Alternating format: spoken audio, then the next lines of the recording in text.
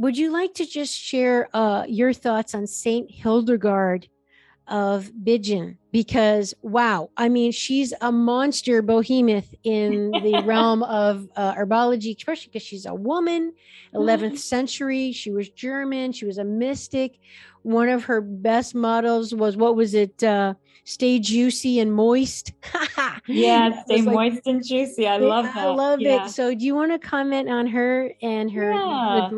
the greening power Yeah, so concept? viriditas was a, Mhm, a word that she used a lot, which mhm, was kind of like the power of the green. mhm. Viriditas means green truth, Ah, which is really wonderful. And I was just like thinking about her today, actually. oh wow, there you go. Yeah, I mean, she was really quite a force. Yep, First, she got really annoyed with the constraints of the church upon her, yep. which is why she left to found her own abbey Hmm. where she could practice as she liked. And I mean, she was quite a Renaissance woman.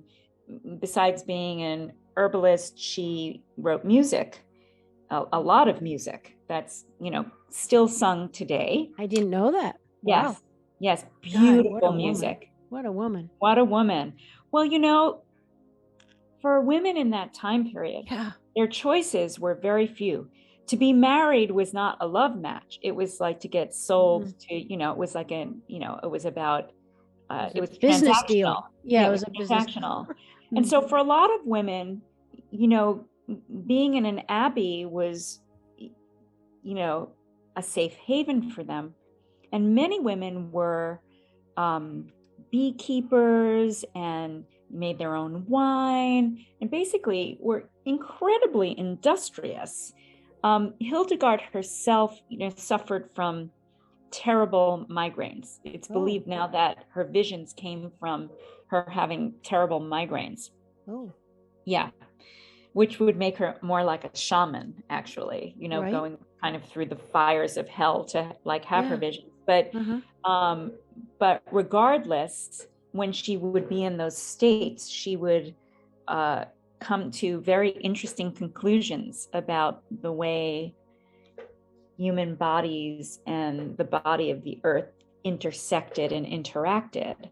And she wrote her own books on herbal medicine that have some very interesting concepts in them in that regard.